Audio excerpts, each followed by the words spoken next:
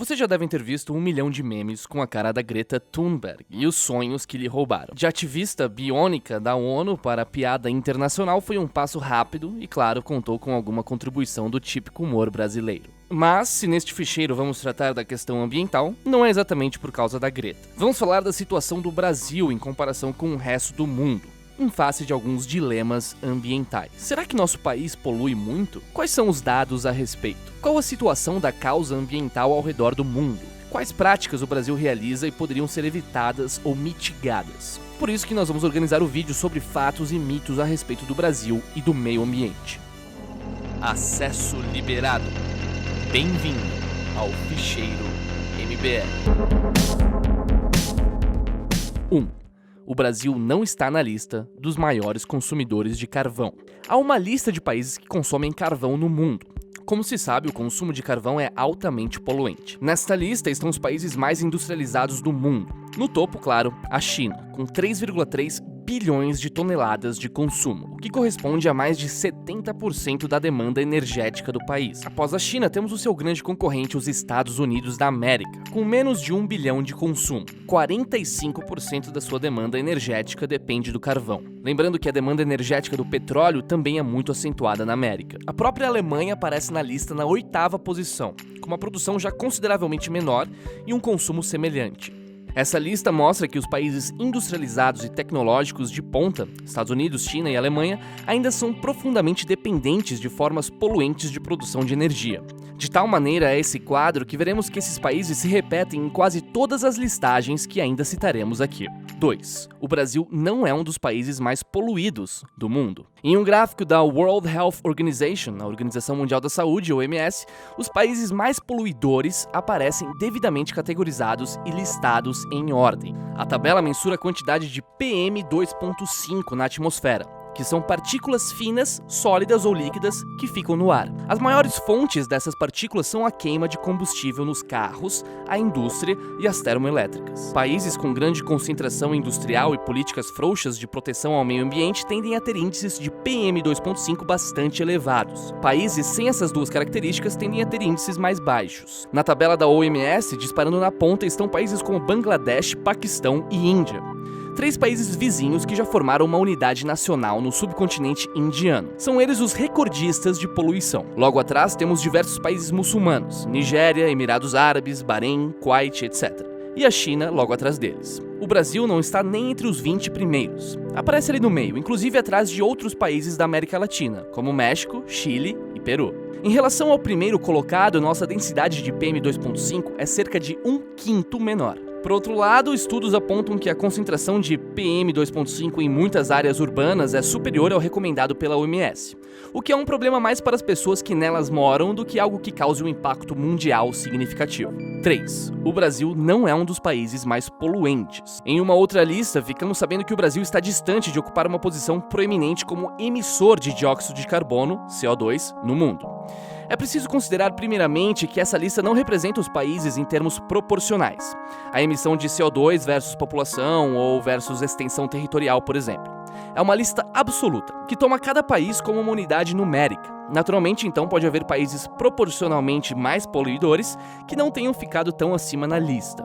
No mapa, nós podemos ver uma representação gráfica mais apurada. Os países que lideram são as grandes potências industriais do mundo: China, Estados Unidos e Índia. A União Europeia aparece como um bloco único, entre o EUA e a Índia. Já em uma representação gráfica temporal da emissão de gases do efeito estufa, ao final do século XIX e início do século XX, a Alemanha, a Inglaterra e Estados Unidos disputavam.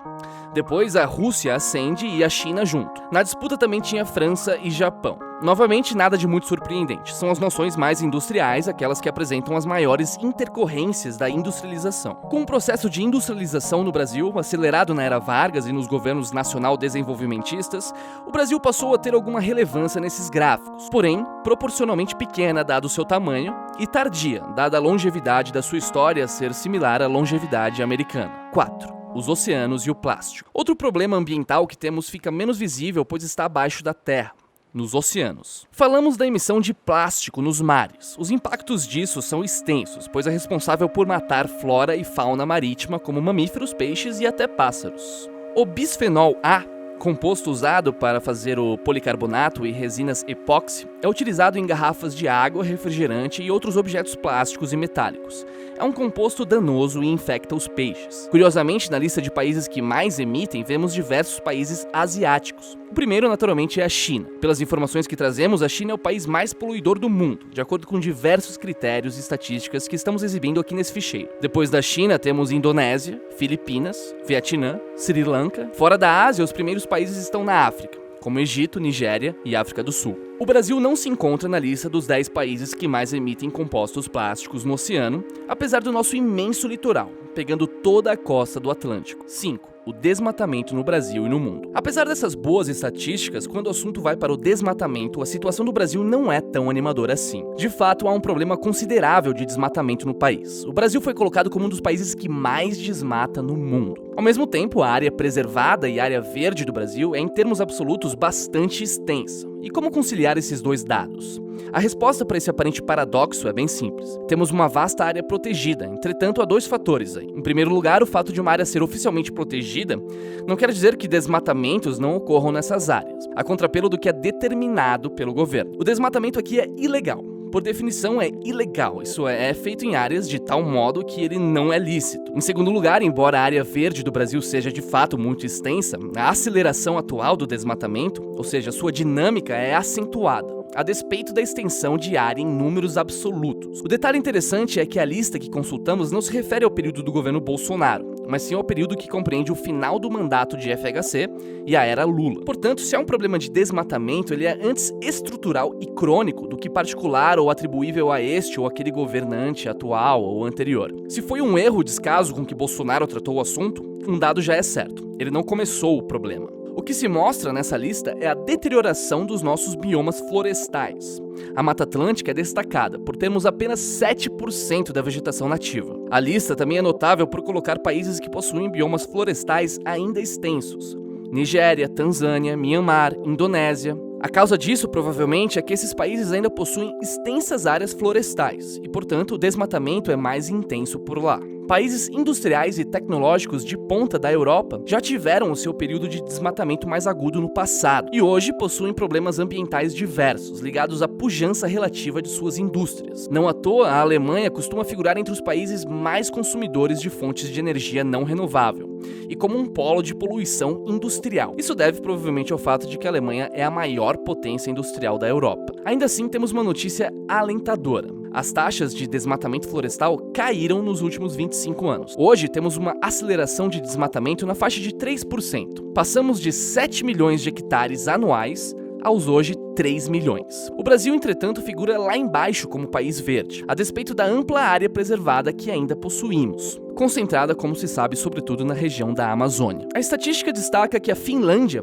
é o primeiro país europeu a ser colocado entre os mais verdes, por conta da sua preservação ativa dos bosques, 83% dos bosques com a maior parte sustentável. Países pequenos e ilhas do Pacífico estão acima também, bem como países de baixa industrialização, baixo extrativismo e baixa exportação de produtos agropecuários. Há, portanto, uma relação interessante entre economia e desmatamento. Países mais ricos conseguem ter subsídios para reflorestar suas áreas e preservá-las melhor. Por outro lado, geralmente são países que precisaram desmatar para estarem na posição de riqueza que lhes permite hoje recuperar as áreas florestais. Por outro lado, os países muito pobres, de atividade econômica baixíssima, são bastante preservados.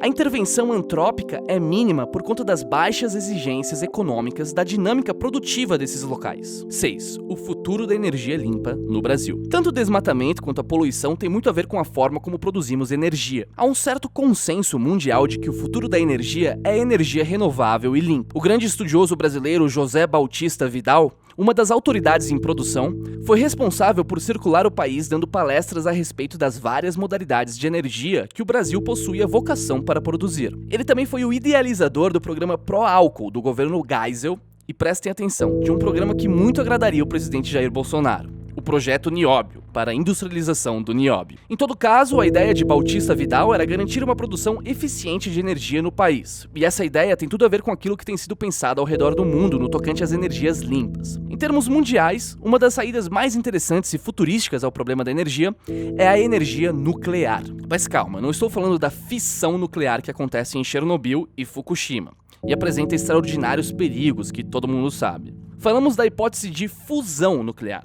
Diferente da fissão, a fusão nuclear é uma energia limpa e tem um perigo muitíssimo menor. Na fusão, os dois isótopos de hidrogênio se unem para formar o gás hélio, que é um elemento não radioativo. Além disso, gera ainda mais energia que os processos de fissão nuclear. 6 gramas de hidrogênio geram energia suficiente para sustentar uma casa com 4 pessoas por 156 dias, em parâmetros médios de utilização energética. Hoje temos reatores tokamak sendo utilizados em pesquisas para desenvolver essa tecnologia.